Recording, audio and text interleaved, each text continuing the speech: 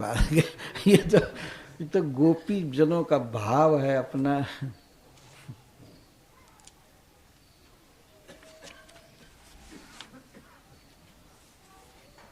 तो उद्धव जी अब क्या करें, वो चारों तरफ से प्रश्न हो रहा है, ये हो रहा है, वो हो रहा है, वो कुछ अभी बोल नहीं रहे हैं। अच्छा छोड़िए, ठीक है, आप इस पर मत बोलिए। क्या कार्तिक के उस आश्विन पूर्णिमा की याद करते हैं? कुआर की पूर्णिमा, जिस दिन हम लोगों के साथ वृंदावन में नाचे थे, रास किए थे, उस रात की, उन रात्रियों की कभी याद करते हैं क्या? यहाँ निशा बहुवचन में है, शायद थे कई रात्रि में भगवान ने रासलीला किया था। ताह किम निशाह स्मरति जासु तदा प्रियार्भिर्वृन्दावने कुमुद कुंद शशांक रम्ये रेमे कोणच्चरणनूपुररास गोष्ठ्याम अस्माभिरीडित मनोज्ञ कथः कदाचित। उद्धव जी, कदाचित किसी समय पुरुषों के सभा में रहते होंगे तो हमारी रासलीला की याद नहीं करेंगे। श्री कृष्ण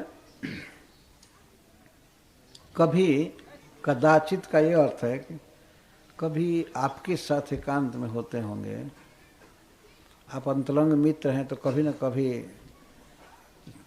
थोड़ी हो सकता है लज्जा अनुभव करते होंगे। मथुरा की स्त्रियों के सभा में हम लोगों की चर्चा करने में लज्जा का अनुभव करते होंगे, लेकिन कभी एकांत में, कदाचित, बिल्कुल लीजर टाइम में जब खाली रहते हैं, तो उस समय क्या उन रात्रियों की याद करते हैं जिन रात्रियों में हमारे साथ वे नाचे थे, नाचते रहते थे? जिन रात्रियों, ताह निशाह किम स्मरति, उन रात्रियों की, वो अनिर्वचनीय रात्रियां, भगवान ने जिन रात्रियों में रास किया था उनका वर्णन नहीं किया जा सकता। वो रात, उस रात में, उन रात्रियों में श्री वृंदावन धाम इतना अच्छा लगता, सब कुछ उज्जवल, चंद्रमा का प्रकाश उज्जवल, कुंद का पुष्प उज्जवल, सब कुछ उज्जवल। और उस रात्रि में दिन से भी अच्छा प्रकाश होता था, शीतल प्रकाश। जासु, जिन रात्रियों में, तदा, उस समय, आश्विन पूर्णिमा या कार्तिक में भी कई, कार्तिक पूर्णिमा और अन्य भी पूर्णिमा, वृंदावने कुमुद कुंद शशांक रम्य, जिस समय वृंदावन कुमुद, कुंद और शशांक, चंद्रमा से अत्यंत रम्य हुआ था। चारों ओर फूल की सुवास आ रही थी और चंद्रमा अपनी पूर्ण शक्ति से उगा हुआ था, और भगवान गोपीजनों का बाँह पकड़ पकड़ करके नृत्य किए थे। रे में बहुत प्रसन्न थे, बहुत सुखी थे श्याम सुंदर, और रम रहे थे। कोणत चरण, अपने चरण को बजाते हुए, नूपुर, उनके चरणों में नूपुर झनझन बजते थे और बहुत नृत्य करते थे। तो कोणत चरण नूपुर रास गोष्ठियाँ, उस रास गोष्ठी में, रासलीला में भगवान अपने चरणों से नूपुर बजा रहे थे, चरणों में लगे हुए नूपुर बजा रहे थे, नाच रहे थे। अस्माभिरीडित मनोज्ञ कथा, हम उनकी लीलाओं का, उनके सौंदर्य का गान कर रहे थे उच्च स्वर से। श्री कृष्ण नाच कर रहे थे, उस समय श्री कृष्ण के सौंदर्य की बात हम लोग गा रही थी। उन रात्रियों की क्या श्याम सुंदर कभी याद करते हैं? कदाचित कभी, जब आपसे एकांत में रहते होंगे तो कभी कभी चर्चा करते हैं क्या?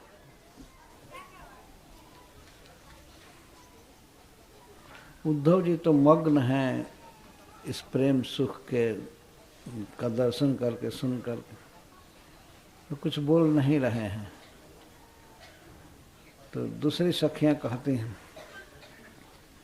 अप्यस्यति दासारः तप्तः स्वकृतया शुचा संजीवयन्नो गात्रे जथेन्द्रो बलमामुदय। हे दासार है, हे जदुवंशी उद्धव जी, हम लोग श्री कृष्ण के विरह के दावानल में झुलस रहे हैं।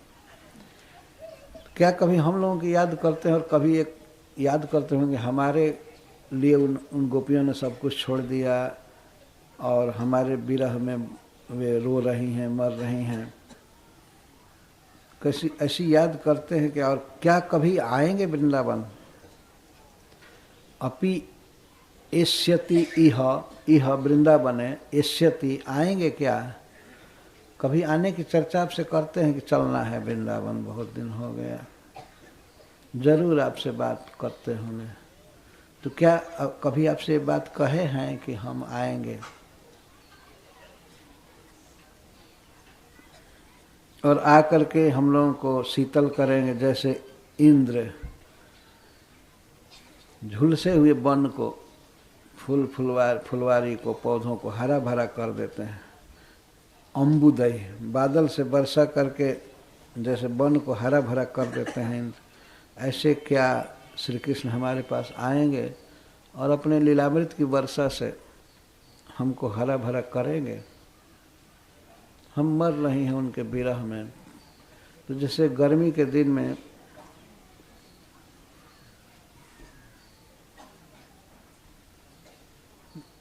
जेठ बैसखवा में लहरे लुअरिया, फुलवरिया मुरझाई गईले होला। जेठ और बैसाख आषाढ़ तक कितना तप्त होता है वन प्रदेश। कई लताएं, छोटे छोटे पौधे आदि झुलस जाते हैं, लेकिन जब वर्षा होती है वर्षा काल में तो फिर वन हरा भरा हो जाता है। क्या श्री कृष्ण हमको फिर हरा भरा करेंगे? इस विषय में घनानंद जी का एक कविता है, उसको हम लोग आते हैं। भगवान से निवेदन करती हैं या उद्धव जी से कहती है कि आप जाकर कहिएगा कृष्ण से, रूप उजियारे जान प्राण न के प्यारे, कब रूप उजियारे जान करोगे जुन्हैया दैया बिरह महातमय।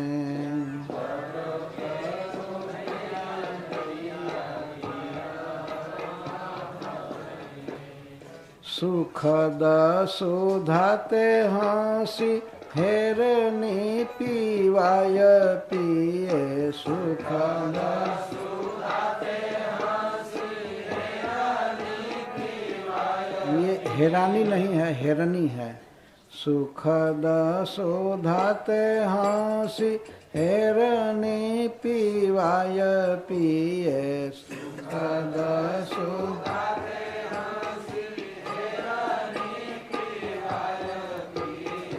जीवहि जीवाय मारी हऊ देग से जमै।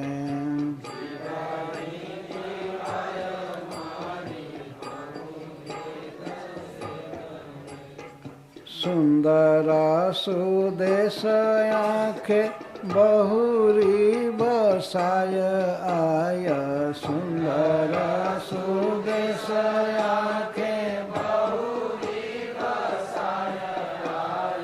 बसी हो छबिले जैसे हुलसी ही रमाए। ये गलत। बसी हो छबिले जैसे हुलसी ही ये रमाए।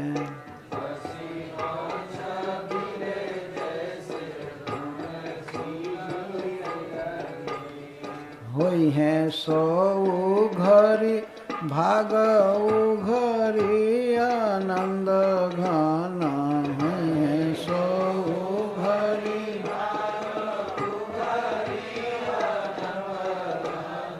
रसही बरसी लाल करी हो हरि हमें, रसही बरसी लाल करी हो हरि हमें। इसका अर्थ है, गोपीजन कह रहे हैं कि रूप उजियारे, हे प्रियतम जान मन है सर्वज्ञ,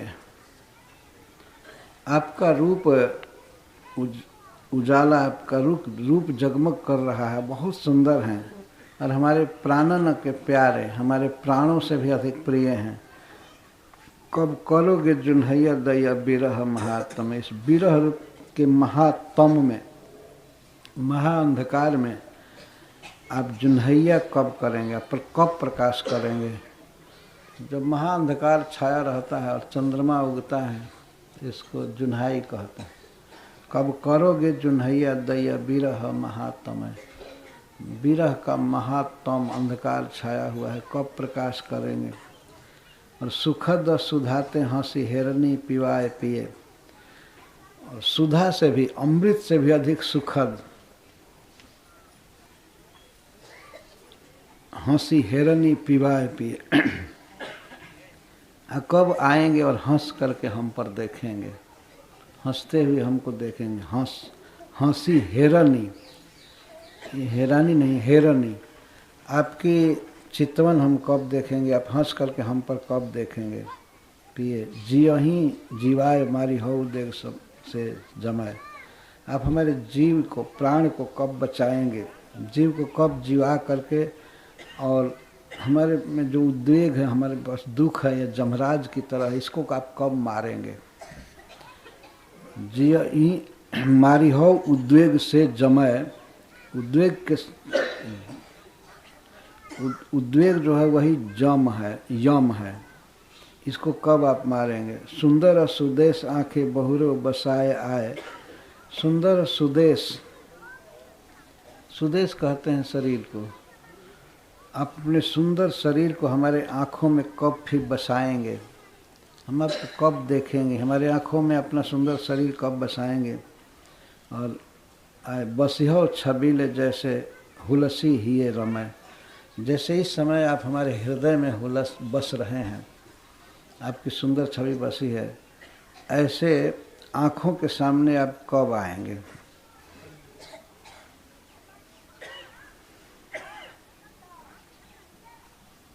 बसिहो छबीले जैसे हुलसी हिय रमाय, जैसे आप विहार करते हुए हृदय में बस रहे हैं, ऐसे आकर के आँख में कब बसेंगे? छबीले मतलब परम सुंदर छवि से युक्त श्री कृष्ण। हुई हैं सौ घरी, वही हैं व में हलन, ह में हलंत है, वही हैं सौ घरी। क्या हमारे जीवन में वह घड़ी आएगी, वो समय आएगा, भाग उघरी आनंद घन, जिसमें हमारे भाग्य खिल जाएगा? वो अवसर क्या आएगा जिसमें हमारा भाग्य खिलेगा? और हे आनंद घन, हे श्री कृष्ण आनंद के बादल हैं, और कवि का नाम भी आनंद घन है। हे आनंद के घन, आप कब लीलामृत की वर्षा करेंगे, रस बरसाएंगे और हमको हरि करेंगे? मैं विरह से मर रही हूँ, उस हमको कब हरि करेंगे? ये करिहाओं के बदले देखियो शब्द है, जो भी अच्छा लगे गाना चाहिए। रूप उजियारे जान प्राणन के प्यारे, कब रूप उजियारे जान करोगे जुन्हैया दैया बिरह महात्म,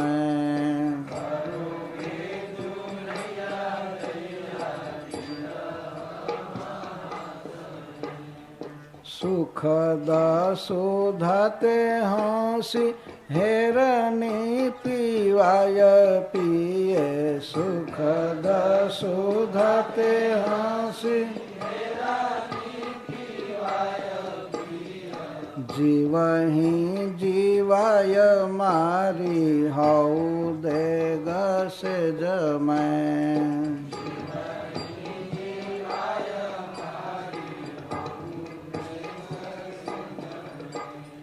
सुंदर सुदेश आँखें बहुरी बसाय आय, सुंदर सुदेश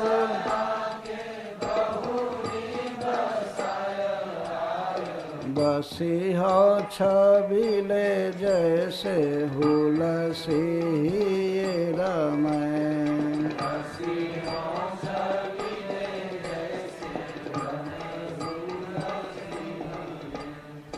होई है सोऊ घरी भागऊ घरी आनंद घन। होई है सोऊ घरी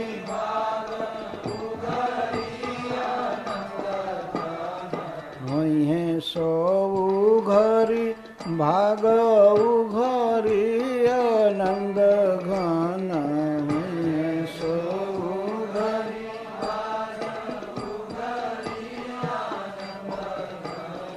रसही बरसी लाल करी हरि हमें। रसही बरसी लाल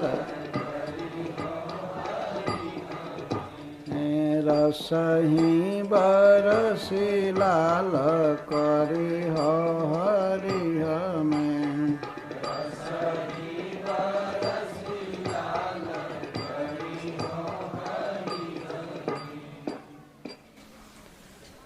तो कोई गोपी इस तरह से बोल रही है उद्धव जी से कि क्या कभी वे आएंगे और हमें हरा भरा करेंगे जैसे इंद्र बादल द्वारा वर्षा करके वन को हरा भरा करते। तो कोई दूसरी गोपी बोल रही है जो बहुत मानवती थी, भगवान से बार बार मान करती थी, तो वो बोल रही है तुम क्यों ऐसा पूछ रही हो इनसे, कृष्ण क्यों आएंगे, जानती नहीं हो आएंगे कैसे, इतना भोली भाली होकर के पूछ रही हो। कस्मात कृष्ण यहाँ आती प्राप्त राज्यो हता हित नरेंद्र कन्या उद्वाह्य प्रीत सर्व सुहृद। कृष्ण अब क्यों यहाँ आएंगे, उनको यहाँ क्या लाभ है। कस्मात कृष्ण यह आयाति, यह वृंदावने ब्रजम कस्मात आयाति, क्यों आएंगे, तुमको पता है कि नहीं। अब प्राप्त राज्यो, अब उनको राज्य मिल गया है, मथुरा का राज्य मिला है, तो राज्य भोगना छोड़ करके गाय चराने आएंगे, इतना समझ में नहीं आ रहा है। इस तरह से मत पूछो, उद्धव जी सब सुन रहे हैं ये बात। कस्मात कृष्ण यहाँ आती, कृष्ण क्यों यहाँ आएंगे। प्राप्त राज्य हता हित, उनके सब शत्रु मारे गए, उनका अहित कंस भी मर गया, ये तो नहीं मारे, भगवान ने उसको मार दिया। कृष्ण ने नहीं मारा, अपने प्रियतम पर दोष नहीं लगा सकती हैं, वो मर गया। अब कोई दुख रहा नहीं, जादुओं के समाज में हैं और राज्य प्राप्त हो गया है, राज प्राप्त हो गया और नरेंद्र कन्या उद्वाह्य, अब राजाओं की कन्याओं से विवाह कर लिए हैं, विवाह करके और प्रीत सर्व सुहृद व्रत, और सभी संबंधियों और बंधुओं के साथ घिरे हैं। तो जहाँ अपने सारे स्वजन सुखी हैं, उनके अपने संबंधी, बंधु बांधव नहीं, बंधु बांधव तो ब्रज में रहते हैं, उनके सारे संबंधी मतलब जब कई विवाह कर लिए हैं तो कितने साले उनके घर में आते रहते होंगे, मथुरा में आए होंगे मिलने के लिए, या ससुर और भी जितने हैं संबंधी बढ़े हुए हैं इनके, कुछ वसुदेव जी के संबंधी और कुछ इनके पत्नियों के संबंधी। अभी भगवान ने कोई विवाह नहीं किया है, विवाह द्वारका में होगा प्रथम बार रुक्मिणी जी से, लेकिन ये कल्पना है गोपियों की। नरेंद्र कन्या उद्वाह्य, तुमको पता है नरेंद्र मतलब मनुष्यों में इंद्र श्रेष्ठ, राजाओं की कन्याओं से उनका विवाह हो गया और बहुत प्रीत, बहुत प्रसन्न है। अब क्या सोचते हो क्या करके हम गाय बकरी चरावें, वो नहीं आने वाले हैं। सर्व सुहृद व्रत प्राप्त राज्य हताहित प्रीत सर्व सुहृद व्रत। इस समय बहुत प्रसन्न है। राजाओं की कन्या से विवाह, राजकुमारियों से। जब इतने वे सुखी हैं तो किमस्मा भीर बनौ को भीर अन्या भीर व महात्मना श्रीपते राप्त कामस्य क्रियतार्थ कृतात्मना। जब इतने सुखी हैं, राज्य मिल गया है, शत्रु सब मर गए हैं, राजाओं की कन्याओं से विवाह करके प्रसन्न हैं, समस्त सुहृद बंधु बांधवों से घिरे हैं, रहते हैं उनके साथ, तो किमस्मा भीर बनौ को भी, बनौ को भी, वन ही जिनका ओका है, ओका माने घर, और तुम्हारे पास और हमारे पास क्या है? हम तो वनवासिनी हैं, वन में रहने वाली। तो हम वनवासिनी वन में रहने वाली स्त्रियों के पास वे क्यों आएंगे? अस्माभिर बनौ को भी, या अन्य भीरवा जो वन में नहीं रहती हैं, घर में रहती हैं, अच्छे घर में रहती हैं, तो उनसे क्या मतलब है कृष्ण को? कृष्ण महात्मा है, महान चित्त है उनका, महान मन है। अरे वो श्रीपति हैं, श्री के भी पति हैं, लक्ष्मी के पति हैं, आप्त कामस्य, उनकी सभी कामनाएं पूर्ण हैं। तो हम लोग या अन्य स्त्रियां उनका क्या अर्थ साधित कर सकते हैं? क्रियतार्थ कृतात्मा, वे कृतात्मा हैं। ऐसे भगवान का तो एक गुण है ही कि वे पूर्ण मनोरथ हैं, आत्मा राम हैं।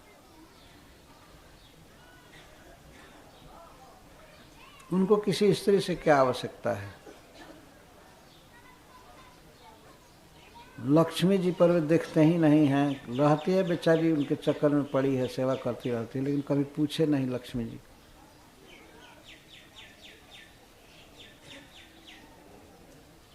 और महात्मा कहकर मतलब बहुत भारी बैरागी हैं।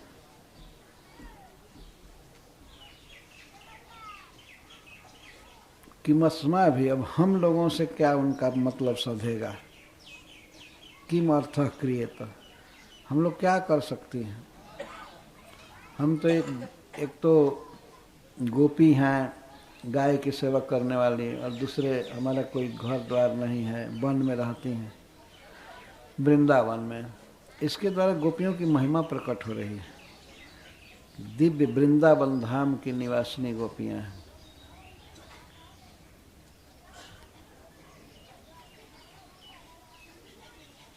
ये सब बात मत पूछो, वे आएंगे नहीं, आएंगे नहीं, इतना विश्वास रखो।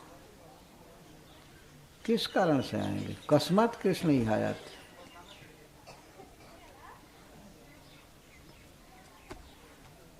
तब कोई गोपी कहती, सबसे बड़ा सुख है किसी की आशा न रखना। किसी की आशा न रखना, यही सबसे बड़ा सुख। परम सौख्यम ही नैराश्यम, नैराश्य, किसी से कुछ चाहना नहीं, आशा नहीं रखना, ये बहुत भारी सुख। स्वैरिणी अपि आह पिंगला, जनकपुर की पिंगला नामक वेश्या ने बात कही है। तो ये जानकारी हुई होगी कि भगवान ऋषभ देव, भगवान दत्तात्रेय का एक गुरु वह भी है।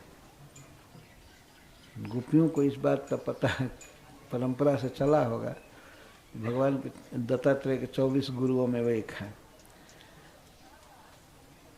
तो जनकपुर की पिंगला नाम की वेश्या, वेश्या होकर भी स्वैरिणी अपि, स्वैरिणी ने बात कहा कि परम सौख्यम ही नैराश्यम,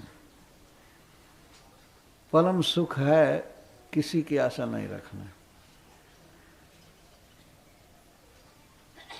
तज्जानती नाम न कृष्ण तथा प्यासा दुलत्य, हम इस तथ्य को जानती हैं, इस नीति को जानती हैं, किसी की आशा न रखना यही सबसे बड़ा आनंद है, सुख है। लेकिन ये जानती नाम अपि, हम जिस बात को जानती हैं, ज्ञान है, तथापि कृष्णे आशा दुरतया, लेकिन कृष्ण के प्रति विश्वास और आशा जा नहीं रहा।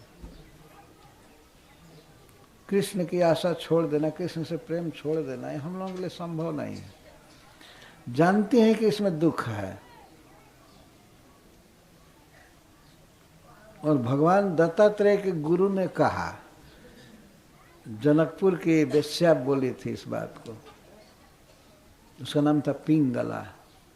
पिंगला का मतलब होता है पीक, पीक माने कोयल और गला माने कंठ, जिसका कंठ कोयल के समान हो वो है पिंगला। पिंगला, पिंगला ने इस बात को कहा, बेचारी स्वैरिणी होकर के भी इस बात कही। हम जानती हैं इस बात को, समझ में बात आ रही है, विश्वास भी है कि पिंगला ने जो कहा वो सत्य कहा। तथापि न कृष्ण आशा दुरत्ते है। दुरत्ते का अर्थ है आशा को लांघ जाना, या विश्वास छोड़ देना है। कृष्ण आएंगे, ये जा ही नहीं रहा है। हमको पूरा विश्वास है, आशा है कि वो आएंगे, हमसे प्रेम करते हैं।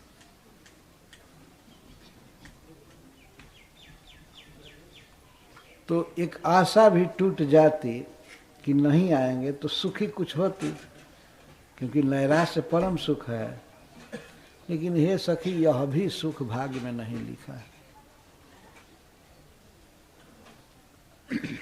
आशा लगी रहती है, आज आएंगे, आज शाम हो गई तो सवेरे आएंगे, तो फिर दोपहर को आएंगे, शाम को आएंगे, हमेशा आशा लगी रहती है कि आएंगे आएंगे।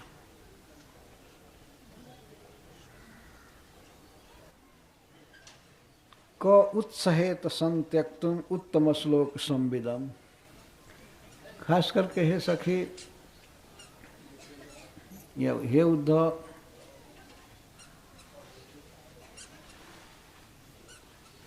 वो जो बात बोलते हैं, कुछ कहते हैं, तो कौन ऐसा है जो उनके संविद को, बात को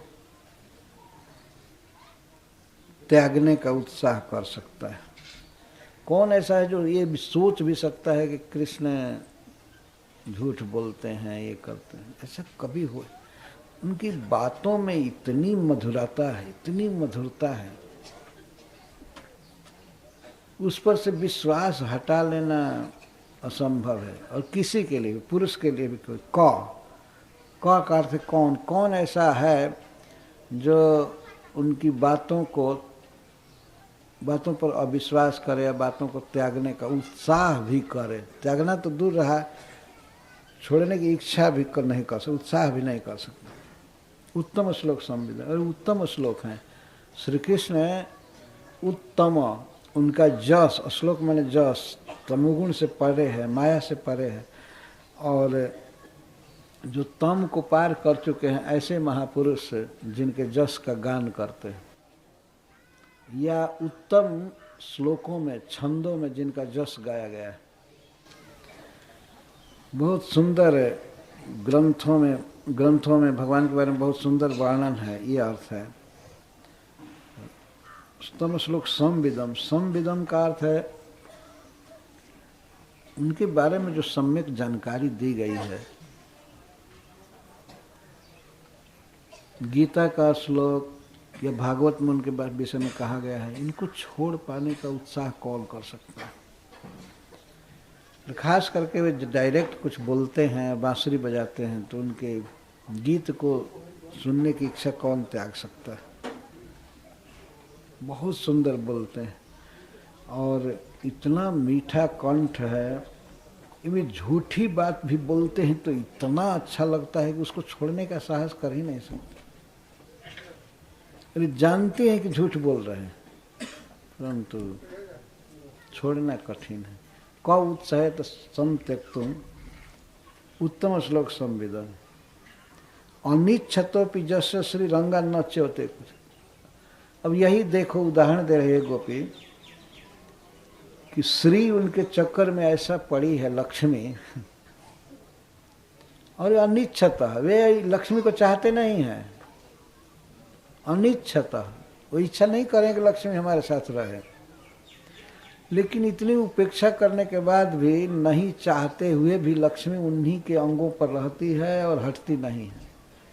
जस्य अंगात वक्षसः इति, जिनके वक्षस्थल से श्री हटती ही नहीं है। श्री का एक अर्थ है सौंदर्य लक्ष्मी। ये संपद लक्ष्मी तो है ही, भगवान नारायण की पत्नी लक्ष्मी माता, लेकिन ये लक्ष्मी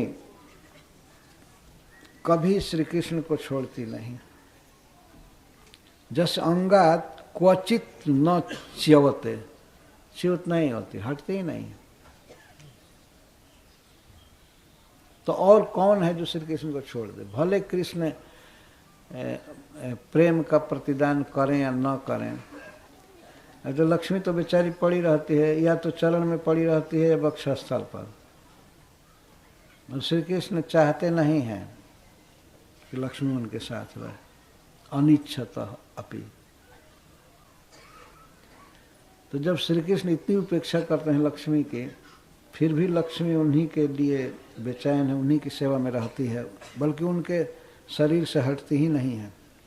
तो कौन श्री कृष्ण का संग छोड़ सकता है? श्री कृष्ण की बात कौन त्याग सकता है? और विशेष करके श्री कृष्ण के बारे में जो संविदाएं दी गई हैं, जानकारियां दी गई हैं, सम्यक जानकारी, जैसे श्रीमद् भागवतम, इसमें भगवान कृष्ण का सम्यक ज्ञान दिया गया है, संविदा कहते हैं। तो श्री कृष्ण के संविद को कौन छोड़ सकता है?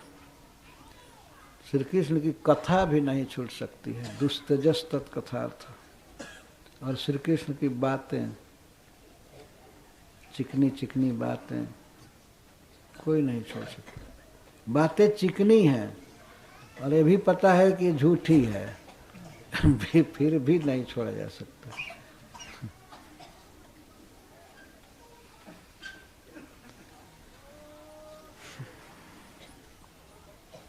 और क्या कहें उद्धव जी, इस ब्रज में कई चीजें हैं ऐसी जिनको देखने पर श्री कृष्ण का स्मरण होता ही रहता है।